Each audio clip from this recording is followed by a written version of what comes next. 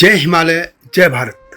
हिमालय लोग YouTube channel में आपका स्वागत है और मैं हूं जर्नलिस्ट डॉक्टर हरीश चंद्र लखेड़ा। मैंने एक वीडियो बनाई थी कि ब्राह्मण मांसाहार क्यों करते हैं। इस पर एक जागरूक श्रोता ने टिप्पणी की थी कि बौद्धों के लिए ऐसा क्यों नहीं कहा जाता है कि वे मांसाहार करते हैं, जबकि बौद्ध धर्म अहिंसा की बात करता है, पशु पक्षियों पर दया की बात करता है, बलि प्रथा पर रोक की बात करता है। बात तो सही थी। आमतौर पर कहा जाता है कि ब्राह्मण मांसाहार क्यों करते हैं। हिंदू धर्म में सिर्फ वैष्णव धारा के ब्राह्मण ही मांस त्यागने की बात करते हैं, शाक्त और शैव धारा के ब्राह्मण नहीं। इस पर एक वीडियो पहले से इस चैनल में है और आप देख सकते हैं। परंतु आज बात करते हैं बौद्ध धर्म की कि भगवान बुद्ध ने मांसाहार को लेकर क्या कहा था। भगवान बुद्ध की शिक्षाओं को ध्यान में रखकर माना जाता है कि बौद्ध मांसाहारी नहीं होते हैं और जनमानस भी विश्वास करता है कि बौद्ध भिक्षु ही नहीं, सामान्य लोग भी जो कि बौद्ध धर्म को मानते हैं मांस का स्पर्श भी नहीं करते होंगे। लेकिन यह सत्य नहीं है। तो फिर सत्य क्या है, इसी पर मैं बात करूंगा। लेकिन जब तक मैं आगे बढ़ूं, आपसे अनुरोध है कि हिमालय लोग यूट्यूब चैनल को सब्सक्राइब अवश्य कर दीजिए जिन्होंने अब तक ऐसा नहीं किया है। बौद्ध धर्म की शाखाओं में महायान, वज्रयान व थेरवाद प्रमुख है। आमतौर पर माना जाता है कि बौद्ध किसी भी धारा के हों वे शाकाहारी होंगे, लेकिन यह सत्य नहीं है। बौद्ध भिक्षु भी भिक्षु त्रिकोटि परिशुद्ध यानी 3 प्रकार के शुद्ध मांस यानी मछली और मांस ग्रहण कर सकते हैं। आगे चलकर यह भी 5 भागों में बांट दिया गया था और चीनी यात्री युआन च्वांग इससे परिचित था कि बौद्ध भिक्षु भी मांसाहार करते थे। उसने बौद्ध भिक्षु के मांसाहार के मांस के शुद्ध प्रकारों को सांग चिंग कहा है। बौद्ध धर्म की महायान धारा शाकाहारी भोजन की सलाह देती है। इस धर्म के अनुयायियों का दावा है कि भगवान बुद्ध ने कुछ सूत्रों में कहा है कि उनके अनुयायियों को किसी भी संवेदनशील प्राणी का मांस नहीं खाना चाहिए, परंतु ऐसा है नहीं। भगवान बुद्ध ने मांस के सेवन पर पूरी तरह से प्रतिबंध नहीं लगाया था। यह भी सत्य है कि तथागत बुद्ध का अंतिम भोजन दूषित सुअर का मांस था, जिसके कारण भगवान बुद्ध को भोजन विषाक्तता हुई और उनकी मृत्यु हो गई थी। बौद्ध धर्म की थेरवाद परंपरा में माना जाता है कि कुंद लोहार ने भगवान बुद्ध को जो शुकर मद्दव्य दिया था वह एक प्रकार का सुअर का मांस था। हालांकि महायान परंपरा के अनुसार भगवान बुद्ध को कुंद ने मशरूम खाने के लिए दिया था। मद्दव का एक अर्थ मशरूम भी होता है, परंतु इतिहासकारों का मानना है कि भगवान बुद्ध को मांसाहार करना पड़ा था। भगवान बुद्ध के मांसाहारी या शाकाहारी होने को लेकर इतिहासकार एक मत नहीं है। वैसे जैन धर्म की तरह बौद्ध धर्म भी अहिंसा का समर्थक है और बौद्ध धर्म में भी मांसाहार नहीं करने की सलाह दी जाती है। बौद्ध धर्म के अनुयायियों को मांस खाने के लिए एवं जीव हत्या करने से मना किया गया है। कई बौद्ध ग्रंथों से ये बात पता चलती है कि भगवान बुद्ध और अन्य भिक्षु मुख्य रूप से शाकाहारी थे, लेकिन परिस्थितिवश मांस या मछली का सेवन कर लेते थे। 1 दशक पहले तक बौद्ध धर्म गुरु दलाई लामा के भारत स्थित मठों में भी मांसाहार बनता था। इसके बाद 2012 में महायान संप्रदाय के बौद्ध मठों में मांसाहारी भोजन नहीं करने को लेकर धर्मशाला स्थित अपने मुख्यालय से दलाई लामा ने एक आदेश भी जारी किया था। इससे साफ है कि महायान संप्रदाय के बौद्ध मठों में भी मांसाहार होता रहा है। तिब्बत की बात करें तो इस बौद्ध देश में मांसाहार होता रहा है। विश्व भर में तिब्बती लोग मांस खाने के बेहद शौकीन हैं, मुख्य रूप से याक और भेड़ का मांस। उन्हें बकरे का मांस खाना पसंद नहीं। उनके भोजन में साफले भी है जो कि मांस और गोभी वाली रोटी है।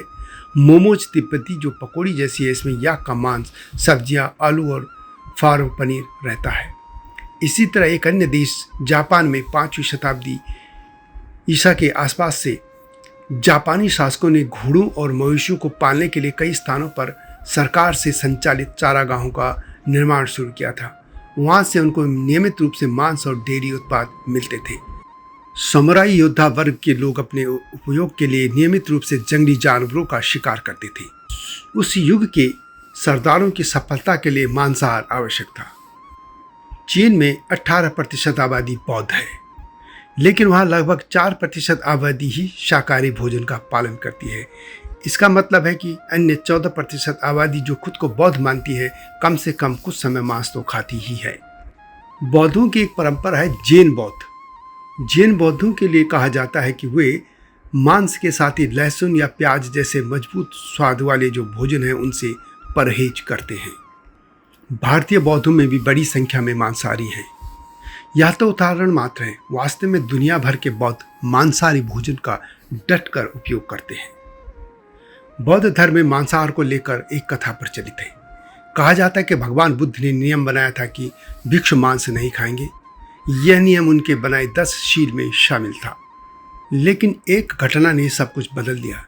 एक दिन 2 भिक्षु शहर में भिक्षा मांगने गए थे। देर भर कुछ खाने के लिए उन्हें कुछ नहीं मिला। संघ का नियम था कि भिक्षा में जो कुछ मिलता था उसे भगवान बुद्ध के चरणों में रख दिया जाता था और फिर वह भोजन सभी में बांट दिया जाता था। उस दिन दोनों भिक्षु खाली हाथ लौट रहे थे।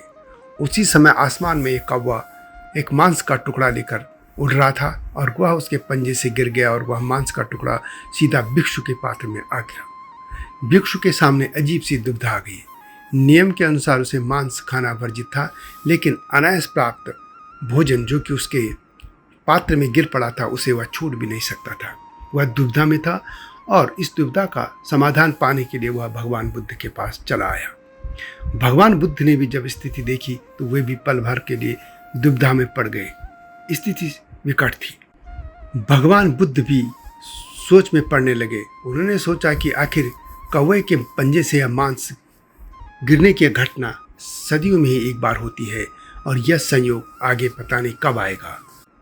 ऐसे संयोग सदियों में एक बार बनते हैं, इसलिए उन्होंने भिक्षु से कहा कि वे मांस का भोजन कर सकते हैं। भगवान बुद्ध ने कहा कि तुम उसे खा सकते हो। एक भिक्षु को भोजन का चुनाव नहीं करना चाहिए, इसलिए भिक्षा पात्र में गिरा मांस खाया जा सकता है। यानी भिक्षु भोजन के चयनकर्ता नहीं हो सकते हैं, उन्हें जो कुछ मिले उसे खा लेना चाहिए। परंतु उसके बाद यह मामला एक उदाहरण जैसा बन गया। बौद्धों ने इसे अलग अलग तरह से परिभाषित कर दिया और कहा कि खुद चुनकर मांस नहीं खाना चाहिए, लेकिन अनायास या संयोग बस प्राप्त हो जाए तो मांसाहार किया जा सकता है। इस प्रकार ये बात इस तरह से प्रभावशाली हो गई कि भगवान बुद्ध के बनाए 10 शीलों में से एक मांस का सेवन नहीं करने का जो नियम था वह समाप्त हो गया। भगवान बुद्ध की अंतिम शिक्षा से संबंधित महायान सूत्र यानी महायान महापरिनिर्वाण सूत्र के अनुसार भगवान बुद्ध ने जोर देकर कहा है कि उनके अनुयायियों को किसी भी प्रकार का मांस या मछली नहीं खानी चाहिए। इस तरह बौद्ध साहित्य में ही अलग अलग तरह की बातें सामने आती हैं। एक तरफ बुद्ध मांसाहार के लिए हाँ बोलते हैं, दूसरी तरफ नकारते हैं। यह सत्य है कि बड़ी संख्या में बौद्ध भी शाकाहारी हैं, परंतु जो मांसाहार का प्रयोग करते हैं, क्या वे भगवान बुद्ध की उस शिक्षा का पालन करते हैं जिसमें जीवों की हत्या नहीं करने या उनके प्रति दया करने का उन्होंने आदेश दिया था।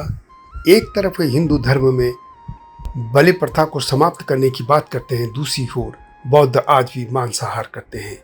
आखिर यह बर्ताव कहाँ तक उचित है, यह बौद्धों को ही सोचना होगा। खासतौर पर भारत के बौद्धों नव बौद्धों को इस बारे में विचार करना होगा कि भगवान बुद्ध की दी शिक्षा का वे कहाँ तक अनुसरण कर रहे हैं या भगवान बुद्ध ने कह दिया था कि मांसाहार कीजिए, यह तय उनको करना है। यह वीडियो कैसी लगी कमेंट में अवश्य लिखें। अभी और कुछ और वीडियो भगवान बुद्ध और मांसाहार पर आएंगी, उनको भी देखिएगा। चैनल को सब्सक्राइब करना न भूलना। आता हूँ नई गाथा के साथ, तब तक जय हिमालय, जय भारत। हिमालय पे पेड़ हो तो गीत गाएंगी नदियाँ, गीत गाएंगी नदियाँ। पेड़ों पे चिड़िया है तो गीत गाएंगी नदियाँ, पेड़ों पे चिड़िया है तो गीत गाएंगी नदियाँ। माँ की लोरी जैसे होते हैं नदियों के गीत,